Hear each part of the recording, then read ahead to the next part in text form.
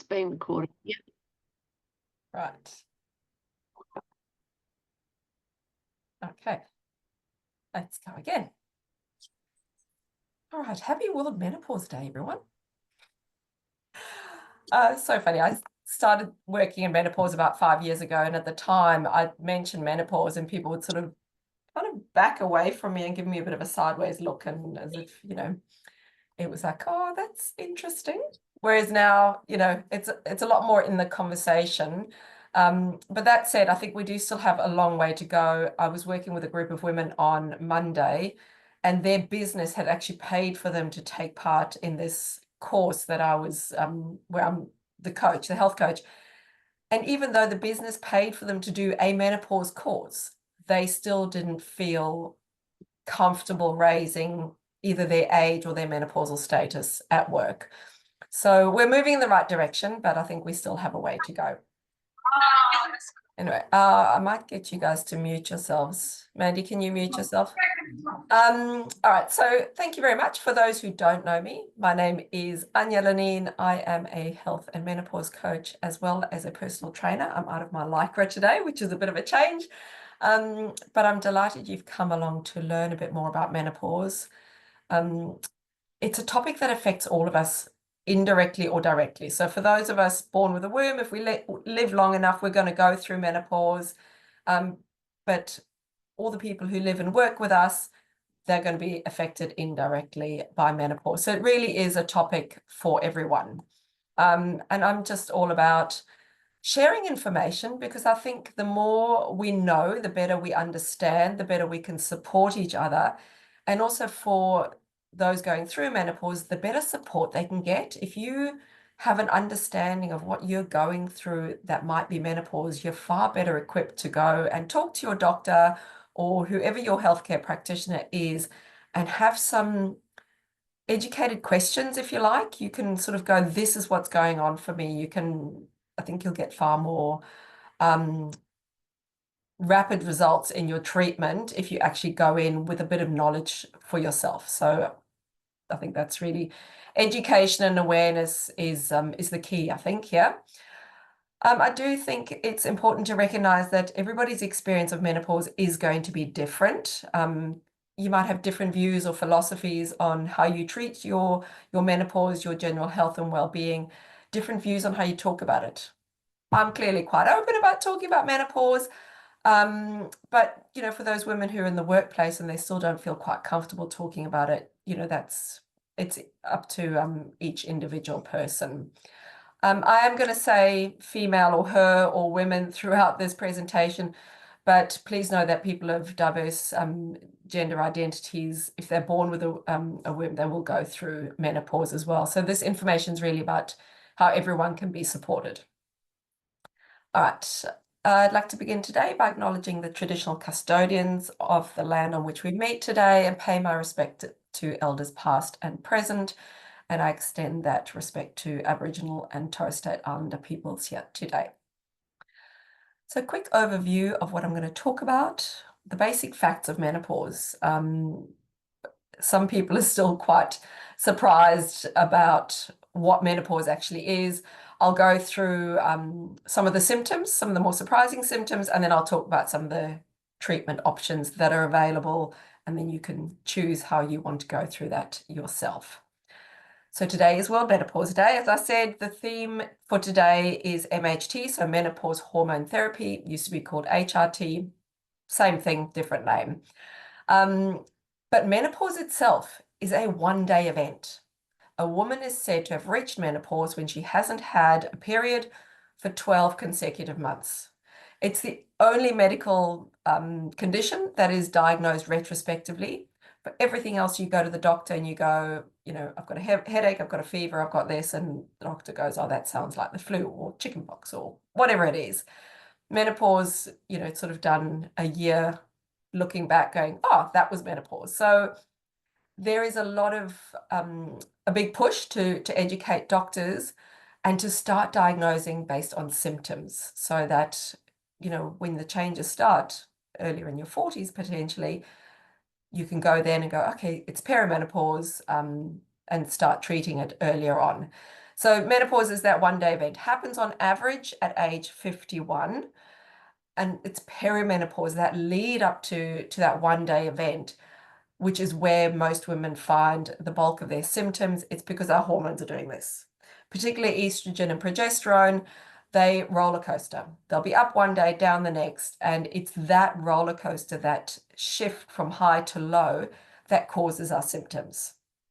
So that perimenopausal stage can be 2 years, it can be 7 or 8 years. It's really varied. But that does mean that changes are starting from our early 40s. So I was in my, I don't even know, mid 40s when I had my first hot flush. It was not on my radar at all. I remember my mum having some patches and feeling really hot, but then I grew up in a really hot and humid climate. Um, but I remember standing at an exercise class. I'm used to getting hot and sweaty, and my back just started burning up. And I was like, what on earth? And then this little light bulb went off, and I went, oh, I think I'm having a hot flush. So that's kind of what prompted me down this whole route of education and finding out more about menopause and how to treat it for myself.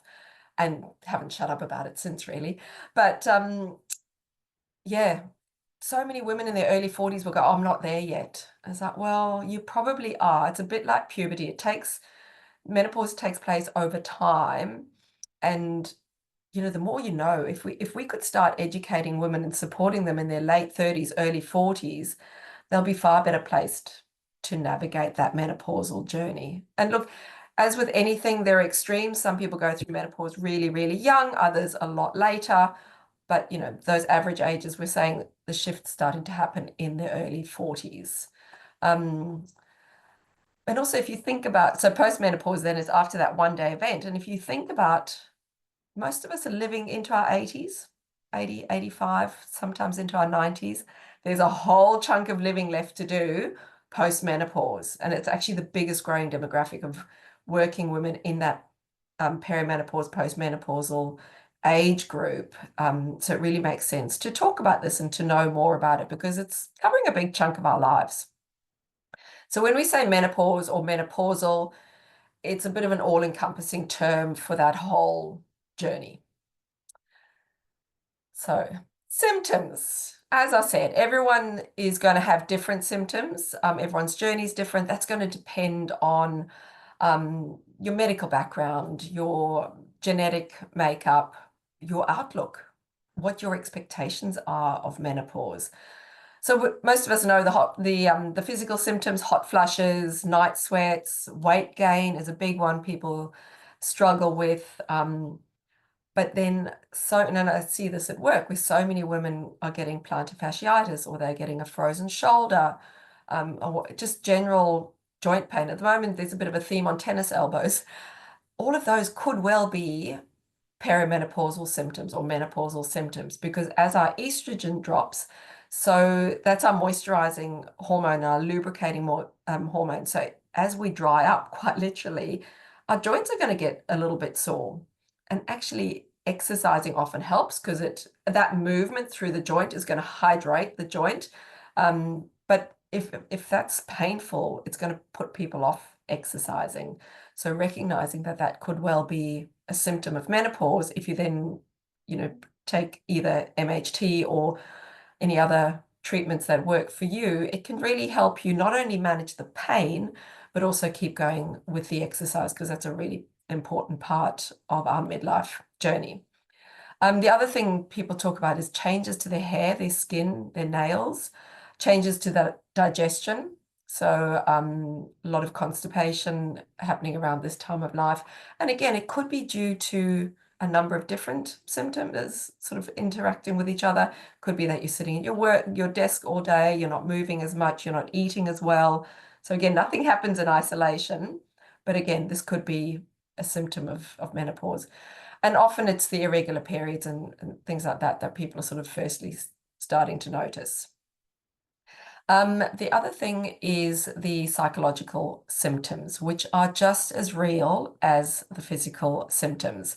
So this is where we're talking about lack of concentration, brain fog, word loss. Oh my goodness, I was presenting to a company on Wednesday and I had a moment of word loss, and I just went, here we go, case in point, it happens all the time. But the thing is, those symptoms can really cause a lot of distress. They can cause a lot of stress as well. And it's because of these symptoms that a lot of women are leaving work early, or they're just cutting back, they're changing industries. So again, really important to acknowledge those psychological symptoms. And the thing is, it becomes a bit of a vicious cycle because, you know, you're lacking concentration at work, you're having those word loss moments, you're probably going to pull back from going for promotions, or your anxiety is going to go up just generally. You're going to feel, and I heard this on Monday with a group of ladies, it's just like, I just don't feel like myself. And, I'm not feeling as confident. I don't feel like I'm doing my job really well. And that all builds anxiety. And if you're anxious, you're not going to sleep as well. And if you're not sleeping as well, you're really not going to function terribly well the next day. So again, it becomes a bit of a cycle that can spiral downwards quite quickly. And as I said, it's women leaving work, and that really plays into women's ability to earn an income, but also into the gender pay gap. Because if we're not earning as much, we're not putting as much into our superannuation savings, it's really impacting our long-term life. So any questions on any of this so far? No? All resonating? Good. All right, so let's have a look. Tick, tick, tick, tick. Tick, tick, tick, tick. Yeah. And this is it. Do you know what? Sometimes it's just a matter of feeling seen and heard for a lot of women. It's, wow, yeah, I'm not alone in this. So this program where I'm the coach, it's a 6-month program. Women work through it on their own, and they come to, oh, I keep blocking my light, sorry. They come together for a few coaching sessions with me, and the whole idea is to meet others and go, oh wow, yeah, I'm not the only one going through this. Or they might have, they're going through something, have no idea that it's really a symptom, and somebody else has a tip for how to manage that. So yeah, conversation is key here. So let's have a chat about some of the symptoms. Now, I'm not a doctor, but I'm going to give you the facts as they are. I obviously can't prescribe. It's very much up to the individual person on how they want to manage their menopausal journey, on what treatments they may or may not want to take. But having that information will help you make informed decisions, really. That's what it's about. So this is the first line of treatment recommended by the Australasian Menopause Society. It's, as I said, it's called MHT these days, menopause hormone therapy, used to be HRT. Can be a bit confusing, lots of mixed messages out there. I was talking to a friend whose mother had breast cancer, and she's like, I can't take HRT. And I was like, oh, okay, and assumed she'd been told that she couldn't take it because of that. And then she came back and she was like, oh, I actually can, I can take it. It's, her information about not being able to take HRT went back to that 2002 study, massive study that was done, and the results were misinterpreted. So partly the testing was on a much older group of women taking HRT, but then it was also misrepresented. And it stopped so many women taking their medication, which was disastrous for some of them. As I said, there's anxiety, there's depression, massive hot flushes, and all sorts of distressing symptoms that women felt like they had to suffer through because they couldn't take HRT. So luckily, all of that's been dispelled. That was a misrepresentation. HRT is actually safe for the vast majority of women. We do need some new studies on this. Australia recently held a menopause Senate inquiry, and they went around the country gathering information from doctors, from women, from people working in the industry, and they've presented their recommendations, and there's a whole bunch of them, and they focus on information, awareness, training for doctors, and research. So we really need another big research study into menopause, its effects, and its treatments. But just know that MHT is pretty safe for most women. Obviously, go and talk to your medical practitioner. Generally, what you're getting with MHT is estrogen and progesterone. if you've had a hysterectomy, you won't get the progesterone, because the reason those of us who haven't had hysterectomies, it's a cancer protector. And progesterone is actually also our calming, feel-good hormone. So for those struggling with anxiety, that was the one that I really started to notice last year. Never been an anxious person. And sort of towards the end of the last year, I was like, oh, I think this might be anxiety. Took me a while to even realize it. And the MHTs really helped me with that. But yeah, there are lots of different preparations. You can have a patch, a gel, a pessary, a cream, a pill. You know, there are lots and lots of different options. So it can take a little while to find the right dosage, the right, you know, applications for the individual person. So it might take a couple of visits to the doctor, but, you know, the vast majority of women who take it do find it really, really helpful. And you can also stay on it for a very long time. That's the other myth that women sort of said, oh, I can't stay on it for too long. Or once I'm on it, I have to stay on it. It's not true at all, because it's a bit like that hormonal roller coaster we go through in perimenopause. Our hormones change daily. So if we take hormones through MHT, if you take them away, if you stop taking them, that impact is pretty much immediate. I know a friend of mine was on holiday, and first day of her holidays, and her bag, that was like a little cosmetic bag, was sitting on top of her suitcase, got stolen, had all of her HRT in it. Yeah, she had a bit of an unpleasant holiday, poor thing.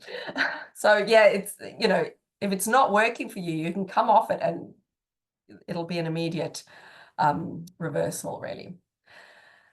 Complementary medicines. Now, there's not a lot of scientific research into this, but there have been some studies that have shown some positive impacts, particularly around hot flushes and night sweats, which again really play into your ability to have a decent night's sleep and to be able to function properly the next day. So if that's your bag, if you find something that works for you, go for it.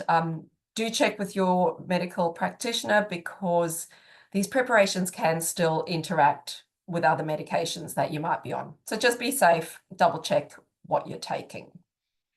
Lifestyle, my personal passion.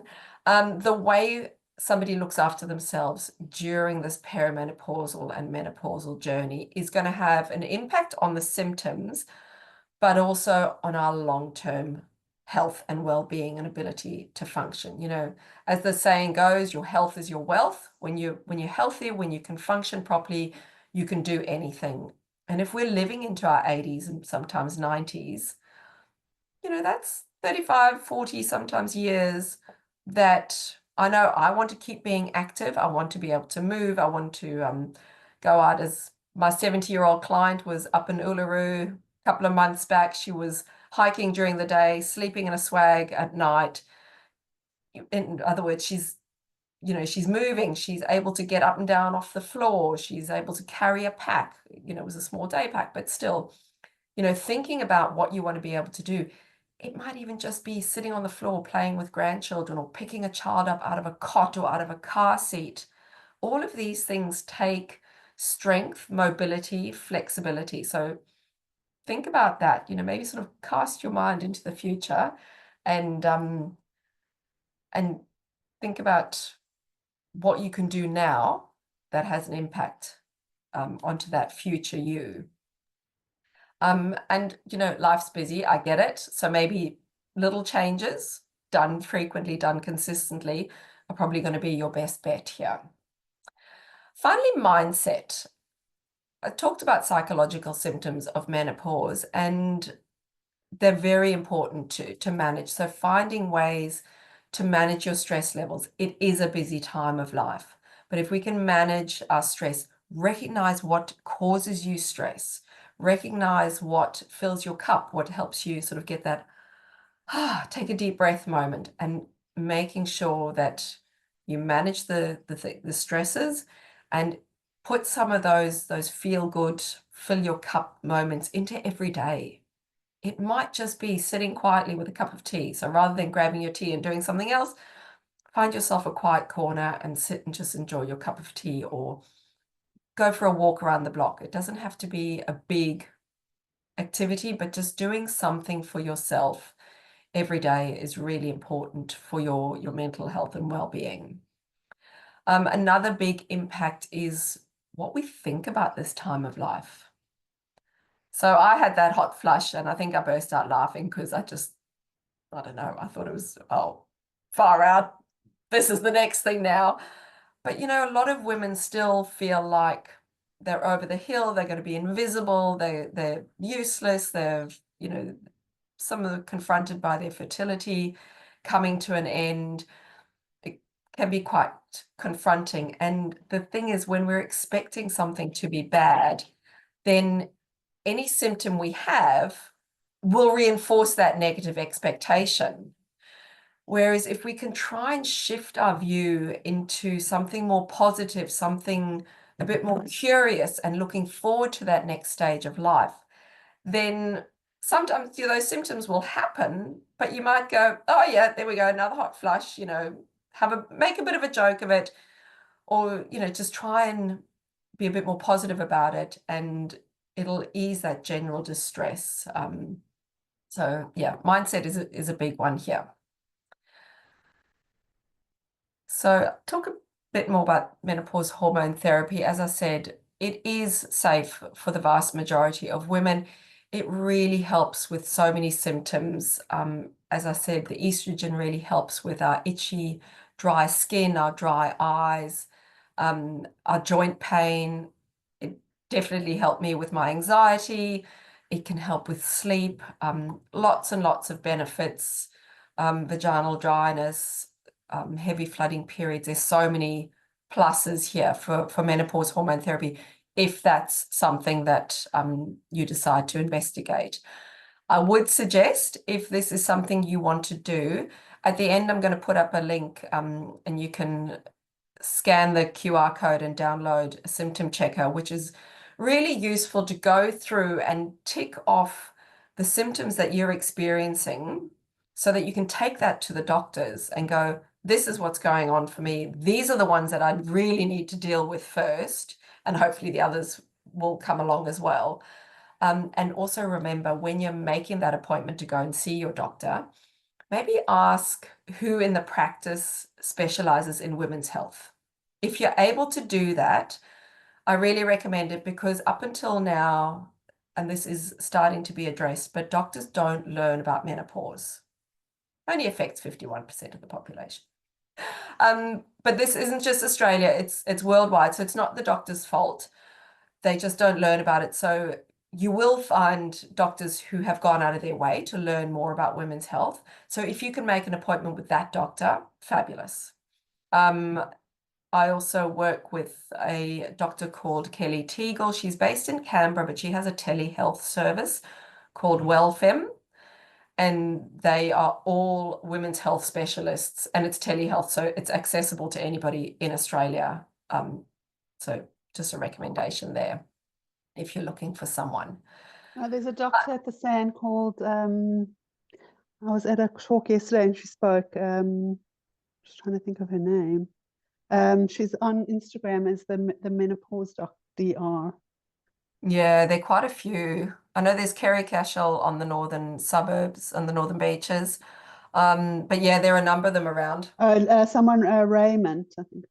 Dr. Okay. Raymond. Yeah, look, there are, and a lot of them are quite active on Instagram now, which is good. But there's Ginny Mansberg.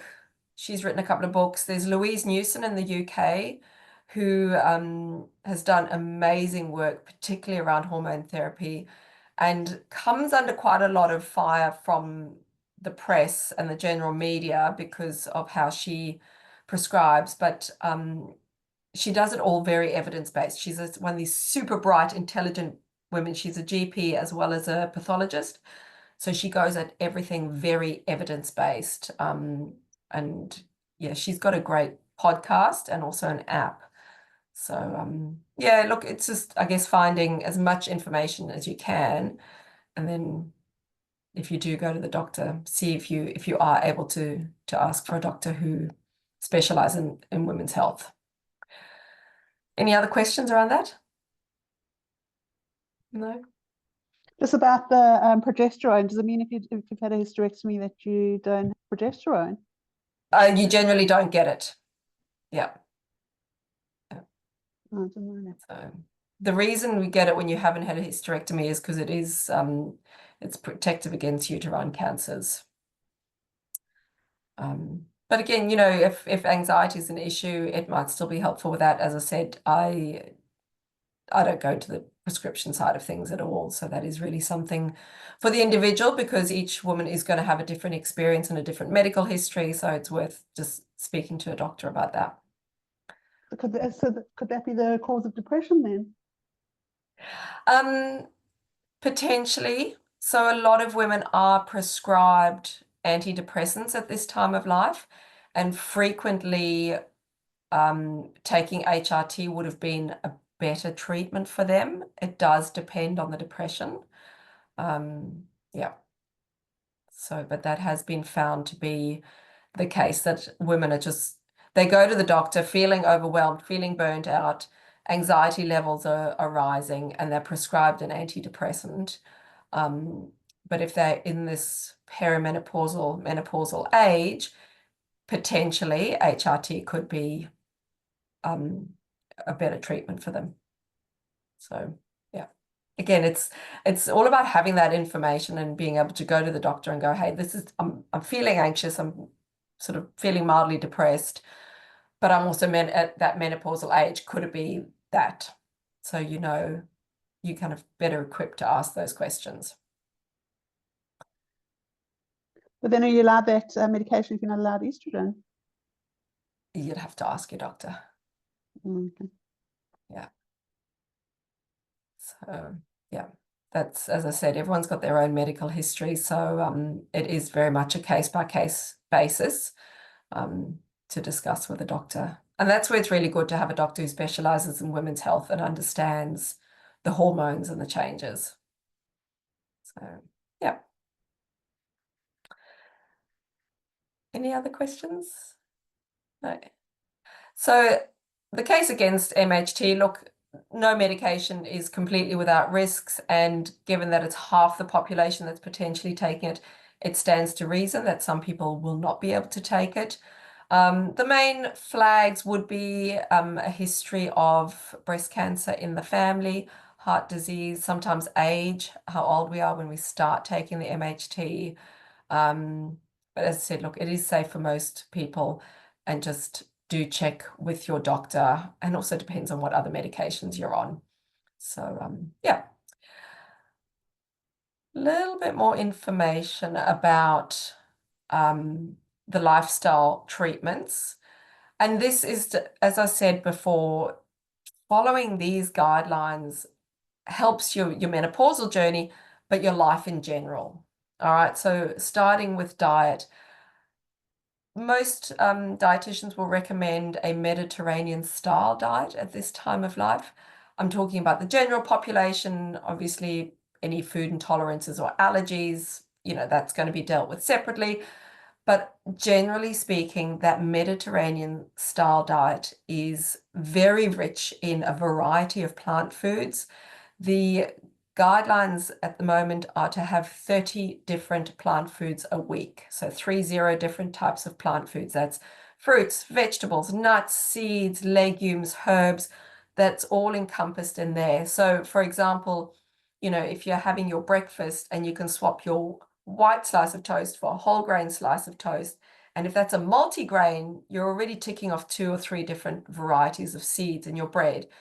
And if you're having eggs with that, and then you're going to throw in maybe some sliced tomato and a handful of spinach leaves, that's another couple of veggie points there. So aiming for that variety of 30 over the week. Now, if you're currently not having any vegetables at all, start gradually, because your stomach might kind of revolt and, you know, have a bit of a shock. But that's the gold standard. So lots and lots of colorful, varied fruits and vegetables, plant foods really. We're looking at good sources of protein. Protein's really, really important at this time of life. After menopause, as our estrogen levels drop off, we lose bone density and muscle mass at a rapid rate. And both of those, I mean, the muscle mass you can see, you know, I guess the thinning of the limbs. but the bone density you can't see unless you have a scan or unless you break a bone and then discover that you've got osteopenia or osteoporosis. It's not something we can see. So really supporting our bone health and our muscle health with our diets is important. So good sources of protein. We want to keep the muscle mass. It's our muscles that move our skeleton. So the better muscle mass we have, the better we can move. And looking at good sources of calcium for our bones as well. So that's protein, veggies, good sources of fat. So there's an avocado in that picture, you know, olive oil, oily fish is fantastic, nuts and seeds, and things like the avocado, really good sources of fat, really important as well for our nerves. Minimizing the alcohol, and then also cutting back on the sugar, watching caffeine intake, things like that. It sounds really basic, but most people, you know, if they sort of sit back and look, they're having a really busy lifestyle, they're probably not eating that much fresh food. We start to rely on processed foods, on takeaway foods, and we quickly move away from that whole food diet, really.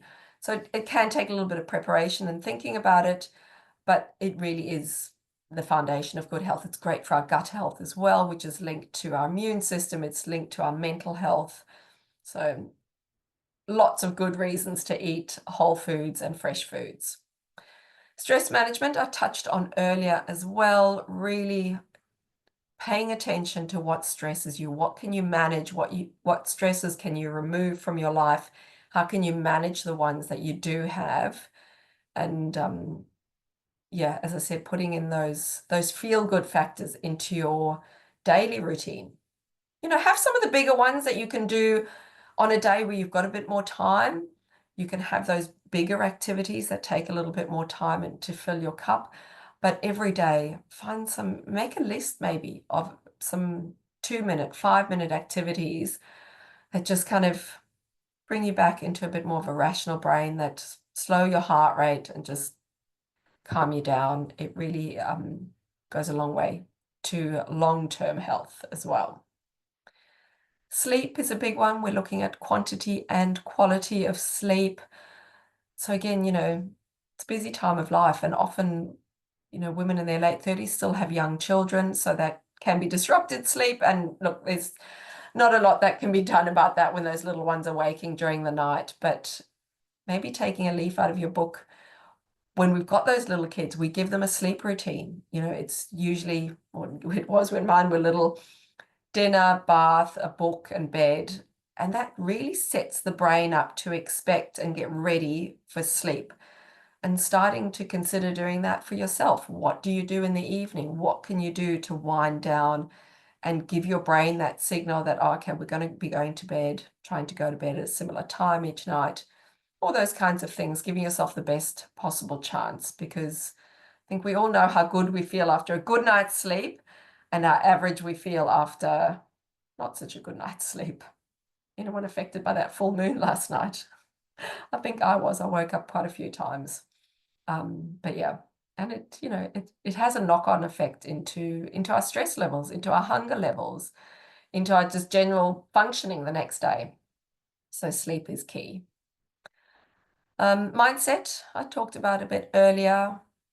Think about what your expectation of this time of your life is. It's inevitable. We can't avoid going through menopause if we, you know, live to that age. So think about what your expectations are. Think about how your family talked about it. You know, is there a lot of joking around, oh, over the hill, or, you know, there's so many memes about cranky women and all those kinds of things. And there is a place for comedy value, but it does really devalue what a woman's going through. So maybe just spend a bit of time on what you're expecting and see if you can change your thoughts into a bit more curiosity, a bit more, you know, have something to look forward to in that second half of life, and see if that can help you. And then, of course, exercise. Don't know why I left the best to last.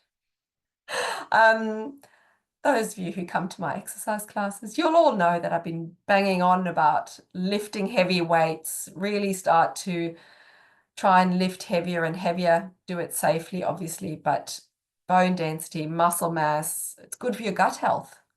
It's good for your mental health. But yeah, find something you enjoy doing, have a mix of strength exercise, as I was just saying, a bit of cardio, really good for your heart health. Our risk of heart disease skyrockets post-menopause as well because estrogen is cardioprotective. And once it drops off, we equal men in our risk of heart disease. And it's one of the biggest killers in women. So look after your heart.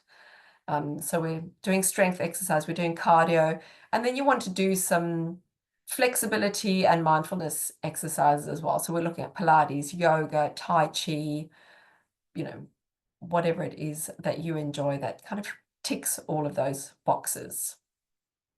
All right, I've gone through a lot of information there. I'll leave you with this lovely saying, a Native American saying that says, at menarche, a young woman enters her power. Throughout her menstruating years, she practices her power, and at menopause, she becomes her power. I think is a really lovely thought. There was actually, I read something the other day that they've discovered our brains do change during menopause, and we become less inwardly focused and more focused on the world around us, which actually makes us great leaders because we become more willing to or interested in helping and guiding others. So here you go. I will just pop up this contact screen. I know a lot of you have my contacts already. If you want to scan that QR code, it'll take you to a little form that you can fill in, and you can download a symptom checklist. If that's something that you'll find helpful or a friend will find helpful, you know, feel free to share all of that. There's a Calendly link there as well where you can book a 15-minute chat with me to see if there's anything else I can do to help you navigate this journey. I've got a bunch of programs that I run helping women put in place some habits that will help them navigate menopause and also set them up for that long-term life beyond menopause. Because most of those symptoms disappear. That's the good news. Most of the symptoms disappear. Most women report having this amazing sense of energy and refound interest in the world and in doing things. So yeah. All right, I'm going to stop sharing and see if there are any questions in the chat. Nothing in the chat at the moment. Anyone have any questions about all that information? Maren, you're unmuted. Oh, No, I just wanted to say thank you, Anya, because you know I'm I'm one of the unlucky ones who wasn't 51. I was 57. well, they actually say going through it later, you have those hormones for much longer than those of Yeah. us. I was in my 40s. You had that protective Yep. hormonal factor for much longer. Yeah. I just kept, you know, with irregular periods and everything. I'm going, is this it? Is this it? Oh no, it's not it. You know, and things like that. So it was sort of a bit of a rough ride. But I'm on the MRT, and I'm just at that point where I'm thinking, oh, you know, at what point is it something that you consider going off? And my doctor's sort of 5 years older than me, and I asked her the question. She said, well, I'm not game yet. Yeah, fair enough. So, you know, but the other thing is she constantly stresses that it's actually heart protective as well. Yeah. Bone protective and all those sorts of things. So there's lots of other benefits that you can get out of it. But it certainly made an enormous difference to me. One of the things that I found really weird was not so much anxiety, but I felt as though I lost my perception in terms of driving. I'd look at a park and I'd go, oh, I don't think I can get in there. And I'd drive off to another park. And it was like this perception thing and confidence with space. Wow. Once I started on the MRT, all that went away. Really? And it's like, that's weird. How can that work? Oh, but the thing is, our hormones dictate everything in our body. Mm. Every single function in our bodies, whether you're male or female or anything in between, is dictated by our hormones. Yeah. It's not just the gender stuff. We tend to talk about that, but yeah, it does. It's affect very everything. interesting. Yeah, yeah. But yeah, what you say about the heart protective, it's that estrogen is really cardioprotective. And as I was saying, once that drops off, our risk of heart disease skyrockets. And our symptoms of heart attack are very different to those of men.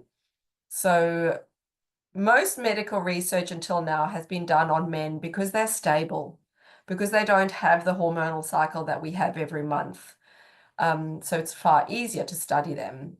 But it does mean that a lot of that information out there is very male oriented, and the heart attack symptoms is one of them. So we typically don't get the chest pain in the left arm.